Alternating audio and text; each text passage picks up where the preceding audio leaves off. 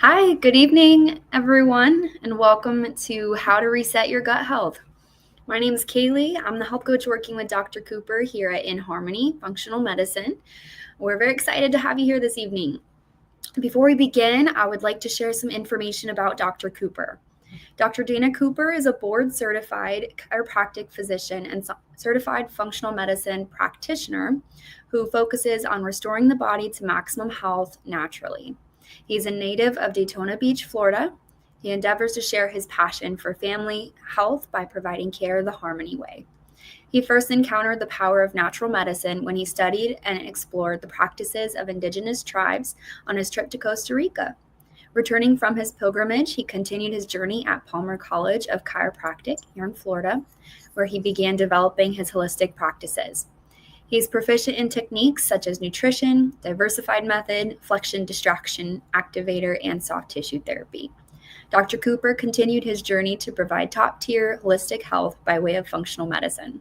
This would help him treat, prevent, and support even the most difficult health concerns his community presented, such as nutritional imbalance, leaky gut, SIBO, acid reflux, fatigue, obesity, and much more. Dr. Cooper and his practices have been honored in programs such as Best of Cabarrus County, the Cultivu Exhibition, City Beat News, Spectrum Award, and Voyage Magazine. But his greatest honor is to be here with you guys today.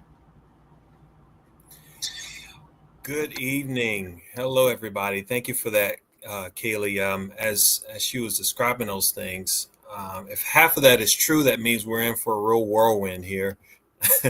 But I'm really glad and I'm honored that you have jumped on this quick stream with us. Hopefully my goal is to impart some things with you that you can share with your family as relates to your gut health. A lot of us have dealt with challenges in our personal health and our personal journey, but gut health is unlike any other. For my ladies out there, when you don't have a good stomach day, it's just not a good day. And that's for anybody else out there. When you don't have a good stomach day, you just don't have a good day. Okay, if you have a little bit of Montezuma's revenge, it's a bad week.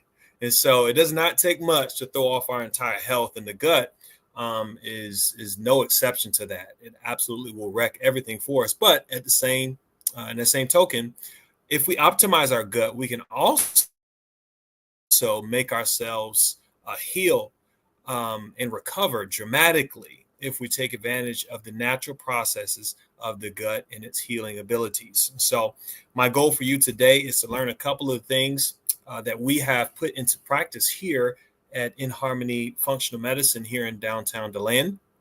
Keep in mind, we are virtual.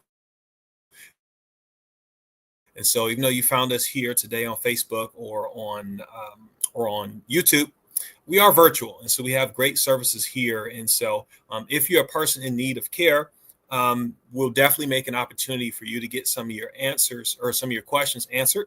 But also, if you're a person who's in need of care, I do know a great place here in DeLand, Florida. All righty, so we're going to jump straight into it without any further ado.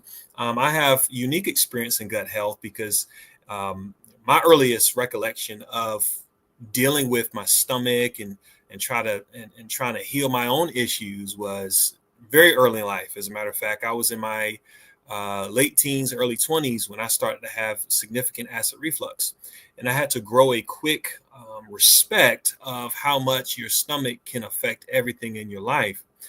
There was a point where I was on 3 medications at once just to manage acid reflux. And of course, this was not root cause medicine.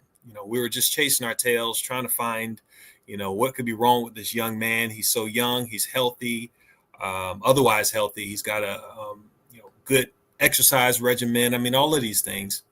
And nobody could figure it out. But to be honest with you, nobody really tried. They just gave me a bunch of drugs and say, hey, you figure it out. And what we would learn later is that we could actually identify the cause of the acid reflux, fix it, and help me recover at a great rate as well. And so I was my first patient when it came to gut health, even back all the way down to my teens. And so you all today will get to glean from that knowledge that I've collected over these couple decades of time. And so today we're going to be talking about how to reset the gut. If this is the kind of information that somebody in your household needs, go ahead and give them a nudge or send it to a friend of yours, send them a link and tell them, hey, you need to hear this information because I think you might benefit from improving your gut health. Now, how might you know if you have a gut issue? We'll talk about that today. We'll also talk about what is gut health, right? And some of us, when we think of gut, we think of what's that thing is that's laying on our father's stomach or on our loved one's belly where they're holding beers and holding plates on. No, that's not what we consider the gut. You're talking about the abdomen. But the gut, we're going to talk about what that is, okay? We'll also talk about the signs of poor gut health. Some of you may not even notice any signs or symptoms until I describe them for you. We'll also talk about the root cause approach that we have here in the functional medicine clinic. And we'll also talk about some testing. And then we're also going to show you how to reset your gut and how to do so in a timely, easy, inexpensive fashion. We're also going to give you a couple of case reviews of how real people have seen major results in recovery in their gut health.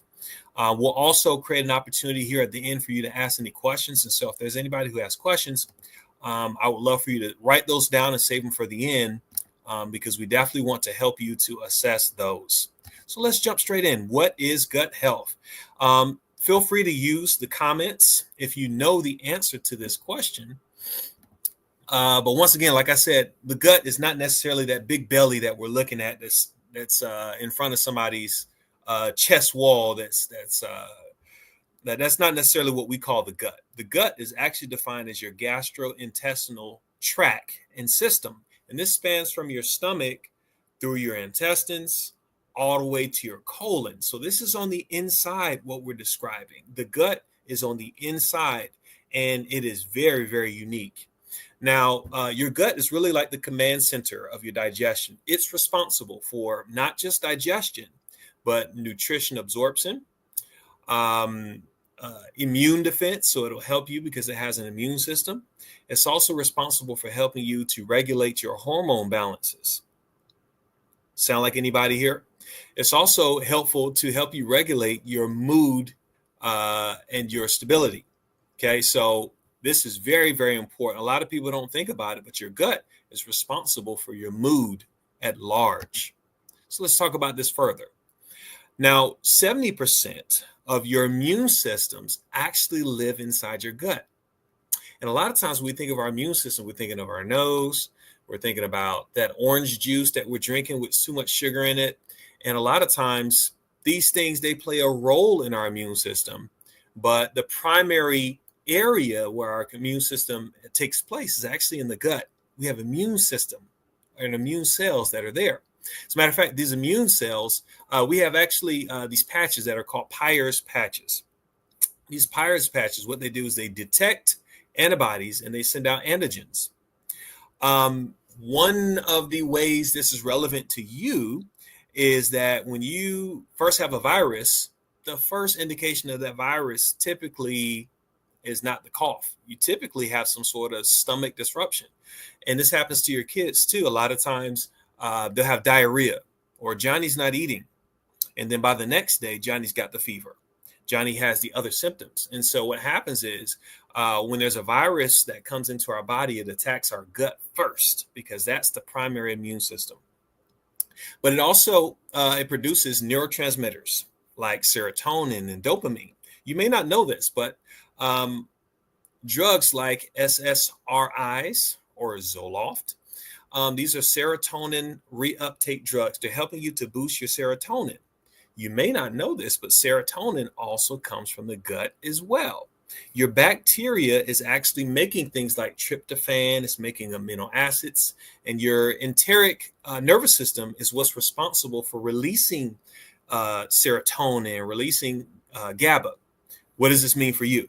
This means that if your gut is not healthy, you also will not get serotonin, GABA, dopamine, which helps you sleep, which keeps you in a good mood. So it's so important that we keep your gut healthy. I'll take you a step further. In concussion protocol, we're finding that when people have a concussion, it actually throws off their microbiome. And this for this very reason here. Your gut is actually innervated by a nerve that's called the vagus nerve. And so when that's thrown off, when it doesn't have the correct tone, it actually throws off your brain and you don't heal from concussion the way that you should. In that same light, deep breathing can help all of these things. Deep breathing can help not just your central nervous system, but it can help your nervous system in your gut as well. And it can help you to get that serotonin and dopamine. Are you sold yet? I really want you to see how important this gut is. Also, the gut is important because it's going to help you to metabolize and also to secrete hormones. If any of you have heard of GLP-1, GLP-1 actually comes from the gut. GLP-1 is what helps us to control our appetite and our insulin sensitivity. Guess where that comes from? It comes from the gut. Doesn't have to come from a drug. The gut microbiome also, it stimulates immune cells. Okay, so if anybody's ever heard of cytokines, during the height of pandemic, cytokines were the big thing to talk about. But the microbiome actually helps to stimulate and regulate this. And what does this mean for you? This means that when you can optimize your gut microbacterium, you can also reduce the cytokine threshold, which will also decrease your risk of autoimmune flare-ups. And so if you're a person who has RA, or if you're a person who has MS, ALS, all of these autoimmune conditions, even conditions like Crohn's disease, your gut microbiome, it needs to be well established so it can help you manage your immune system. So that's the gut. Now let's talk about the signs. So some of the signs of poor gut health, it doesn't just have to be a big old beer belly. Sometimes it's frequent bloating, diarrhea. Sometimes it's constipation. Sometimes it's food sensitivities and allergies. A lot of times we do these screening tests, we find that a person who has multiple food sensitivities may actually really have an issue with their gut. A person who has multiple allergies may actually really just have a problem with their gut. And as we align the gut and we fix it, it gets a lot better. Fatigue Brain fog. I've had patients and clients who've had significant brain fog, and as we work on that gut, the brain fog goes away. Skin issues. There's an old adage that goes, if you show me your gut, if you show me your skin, I show you what your gut looks like. And that's a very real thing. If we're having breakouts on our skin, we're likely having breakouts on our gut as well, in the lining of our gut. Mood swings and autoimmune flare-ups, these are also signs, potential signs of poor gut health. Now, what do we do here? This is the functional medicine approach. Our approach is to address the root cause. We have a patient-centered system that's really focused on identifying that true root cause so we can address that instead of just looking at the symptoms. Now, what are some of these causes potentially? The potential causes of poor gut health could be a poor diet. Now, that poor diet may be the standard westernized diet, which could have all sorts of processed foods, high sugar or high starchy foods. It could also be poor oils like seed oils, peanut oil, vegetable oil, which should not be confused with vegetables at all. Canola oil, all of these things, they may be contributing to a poor diet and poor gut health. Chronic stress. If you're in a stress state, oftentimes you'll notice that this makes your gut more sensitive. Have you noticed that? Have you noticed that when you're more stressed, you have these flare-ups more frequently? So chronic stress may be playing a role in this as well. Overuse of antibiotics. I cannot preach about this enough. Antibiotic use has its place, 100%. But oftentimes what we find is it's overused and misused as well. And so sometimes an antibiotic or frequent courses of antibiotics may set our gut health back. And the truth is, in our gut, there's a balance to be attained between the healthy good guys bacteria and then the bad guys bacteria. And the more antibiotics we take, the more we keep pushing this imbalance in the wrong direction. The next thing is environmental toxins, things like plastics, things like heavy metals. These things can also contribute to a gut issue. Also things like mold exposure. Hidden infections. Cannot tell you how many people come in with chronic infections that have never really been addressed. And it keeps the body in fight or flight, or it keeps the cytokines high. And so in a backwards way, this keeps messing up our gut. And so we have to address those chronic infections. And then food sensitivities, of course. Okay. Next, let's talk about some resources. So what are some of the things that we use to help you to assess and to improve your gut health? So first thing is standard blood labs. We absolutely want to know everything that we can know about your health on a complete. We want to see a CBC or CMP as well. We want to know the status of your blood cell health. This is so important as well. You may be anemic. You may be not digesting things appropriately because it could be liver issues. There's so many things that we can find on your basic labs that also give us an indication of why you may not be digesting well as well. A comprehensive examination.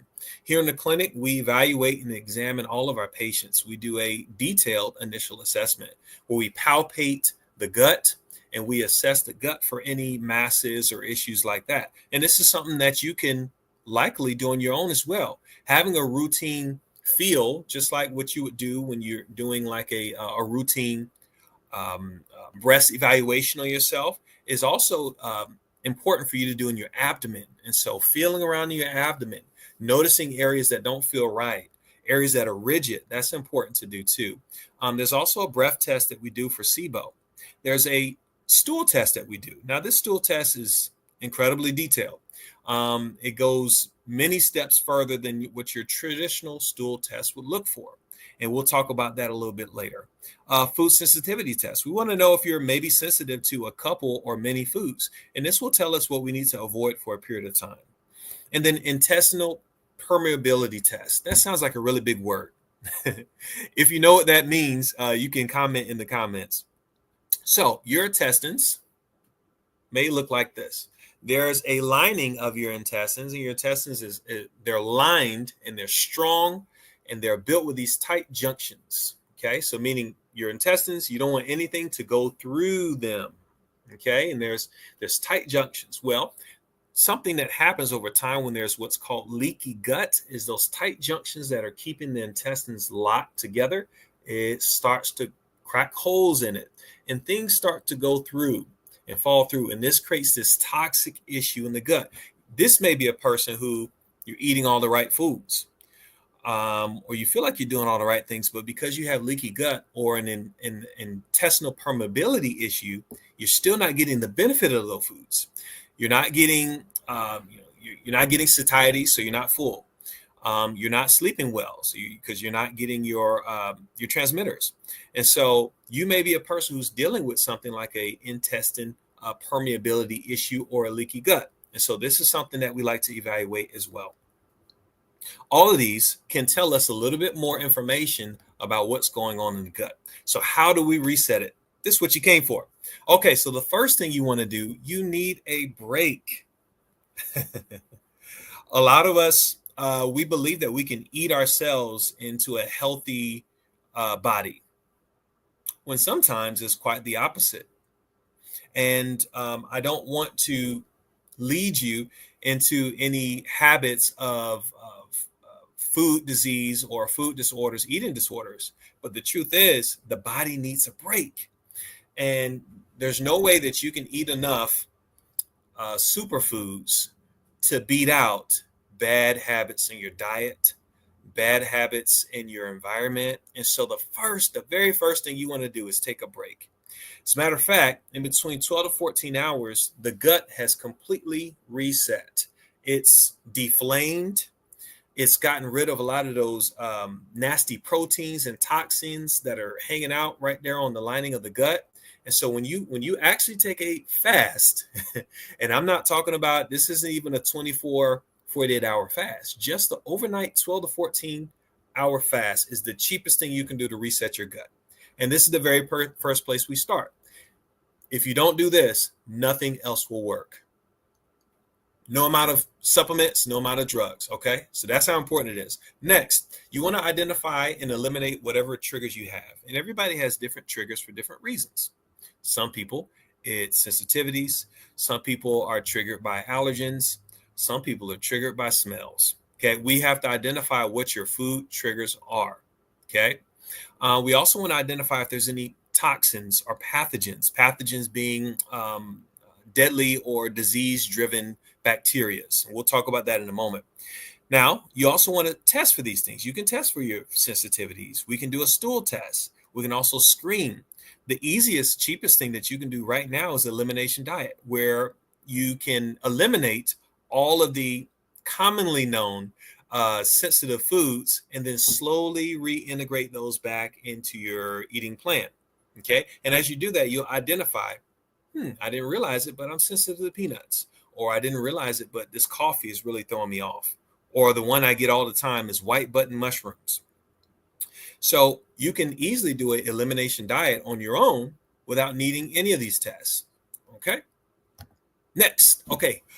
Step 2, we want to support your digestion. So oftentimes after we've eliminated the bad guys, we also need to kick the system back into gear.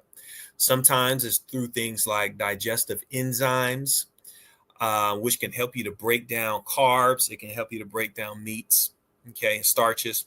Sometimes it's with improving the stomach acid.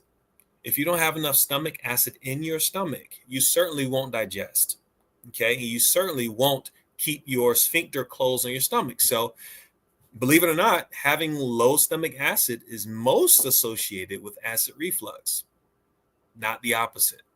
And so a lot of people, when we start to reset the gut, we want to actually boost the stomach acid a little bit, provided it doesn't create an issue in the esophagus. Also, bile salts. It's very common, this condition called bile sludge, where the actual bile that should be coming from your bile duct to help you to break down fats, it starts to get really thick. Bile salts may be something that can help with this. All of these things are helpful when it comes to improving your digestion. Okay. Next, we want to help you to restore your healthy microbiome. Now, this is super important because if you skip a step, this step won't work. If you're a person who's taking prebiotics, but you haven't gotten rid of the pathogen, The prebiotics will only give you more gas. You're taking things like inulin. You're taking roots. You're doing greenish bananas, right? You're eating beans, right? All of these are prebiotics, but you're doing it and you're getting more gas. You get more frustrated. It will not work unless we get rid of the pathogens or get rid of the toxins that are from the prior steps. So don't skip steps. Okay, so we want to do that. We want to increase the probiotics, the prebiotics, fermentable foods as well, because this is what your body uses to nourish itself. As a matter of fact, this gives your colon fuel. Okay, step 4. Now it's time to nourish and heal the lining of the gut. Okay, what are some ways we can heal the lining of the gut? I know I already gave it away. It's right there on the screen. So some ways that we can heal the lining of the gut. You can start doing this at home. I love things like chamomile tea. I love things like licorice, right? Of course, licorice being very sensitive to people who have hypertension. You want to be careful about that. Sometimes we use things like L-glutamine or zinc, which is actually very good for your for the lining of your gut as well as your stomach acid. Things like omega-3s. All of these things are very soothing to the gut. Now, I have another little pointer here that you can do. You can start doing this right now. As you can see, all of these things are slippery. That's that's good insight there. Vitamins or zinc. That's good. I like both. I like especially zinc. So here's another thing that you can do. You can do okra water. If you've never heard of okra water, this is the cheapest way you can soothe the lining of your gut. You take some okra. Some people choose to boil it. You sit it in some water overnight, and it starts to create that slippery consistency. This is what your gut actually wants and needs. So there's many ways that we can nourish and heal the lining of the gut and soothe those tight junctions. Okay, step 5. Now it's time to address the reason that we keep ending up back in this situation. You can fix the gut tomorrow and end up back in a similar situation if you have not addressed this. Your sleep. Your sleep is so important. Your sleep, you're really not healing optimally into your sleep. When we sleep, there's about 6 or 8 different patterns of healing that's taking place at once, and it's relying on you to get to sleep first. So if you're not sleeping, you're also changing your body's hormones when you're not sleeping as well. You start to produce those hormones that produce hunger, and they throw off your insulin sensitivity. And so you must sleep. That's so important. Stress is important too. We all know that stress is something that we have to manage if we want to keep our gut happy and healed. The exercise is kind of interesting because exercise, while it's good for your health, you can over-exercise. And over-exercise is actually something that we're seeing that's also correlated with leaky gut. So you don't want to over-exercise. You need rest. Okay? So maintaining a healthy mindset is so important for maintaining your gut. Okay, so let's look at some real case scenarios. We had a 27-year-old patient here in the clinic, and this patient was dealing with bloating, significant bloating. Does anybody see anything on here that looks like it could be affecting their bloating? That's right. I gave you a cheat code again. I already circled around it. Feel free to leave a comment there. So as you can see, this is a stool test that we do routinely with our patients, and it tells us so much information. It doesn't just tell us about the bacteria in the gut. It also tells us about your digestive markers. So as we look through here, and I know you can't see my clicker, as we jump straight down to my first circle here, this is a marker that tells me this person is likely sensitive to gluten. And she's been eating gluten like crazy, okay? And so no wonder she's bloated. But this is the tricky part. If you go to your traditional provider and you find that you don't have celiac disease and you're not allergic to gluten, sometimes this would be overlooked. So you could be a person who doesn't have an allergy, who doesn't have celiac disease, but you have a sensitivity to a food like gluten. So this is something that we found, and of course, it was disrupting her tight junctions and causing what we call leaky gut. One of the markers that we use to assess this is right down there at the bottom. It says zonulin, and this is a marker that we do use to help us to assess what's called leaky gut. Well, guess what? We cleared it up. We got rid of that gluten. And I mean, she recovered very, very quickly, and she was very happy. Not only did she get rid of the bloating, her skin got better, her energy got better, her sleep got better. Okay. Next, let's look at another person here. So we had a patient coming to the clinic, another bloating case, but skin infections. Okay. And it's bright red right there for you. You can already see it. You can already see it. It's right there in front of you. It's called Candida. So this person was also having some pelvic flare-ups as well. As you can imagine, many of you have heard of Candida. Candida, or a Candida infection, can also be considered a yeast infection. Guess what? It doesn't just show up as athlete's feet. It doesn't just show up on the patches of your skin. It doesn't just show up in your inguinal region. It also shows up in your gut. And let me tell you, Candida is a rough bug. It fights hard, okay? And so a lot of times Candida is populated and it harvests off of yeast, it harvests off of starch, it harvests off of sugar, and it wants to live, it wants to survive. And so after we addressed the Candida issue, she recovered dramatically. Energy was better, skin flare-ups decreased. She was getting patches around her face, and the patches went away as well. So having a stool test could also help us identify fungal and yeast infections as well. Okay, last person here. Okay, so let's look at their stool test. So has anybody ever heard of C. diff? Okay, so this person, I mean, all the way down to having liver dysfunction and mental fog and cramps. C. diff is something that we see a lot of times in hospital setting, a lot of times with people who've had too much antibiotics. And guess what? The treatment, the standard treatment, westernized treatment is for C. diff. More antibiotics. So, what we wanted to do better for this person. We wanted to give them options without doing an antibiotic, and we did. We went through a antimicrobial series. We killed off this C. diff within about 2 to 3 months. Okay, so it took a little bit of time because C. diff is a fighter, but we killed it off. Also, C. diff causes diarrhea. And so this person was also having leaky stool as well. And so this is super, super important to address.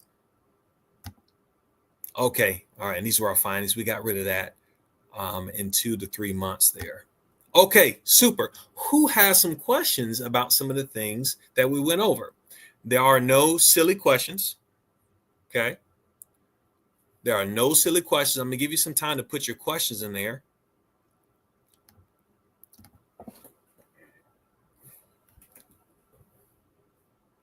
I like these comments here. The anti-glutathione, yes. Anti-glutathione IgA test, it does tell us about the sensitivity of gluten. And this is something, unfortunately, your general provider doesn't traditionally order. So this is something that you must ask for. You must ask this for yourself, for your provider, and see if they order it. If they don't order it, then it's something that we do here. Okay. All righty. Any other questions here?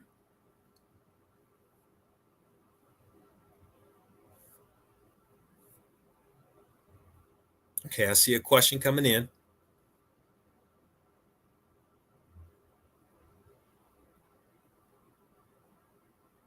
Great question. So there's a question here about gluten.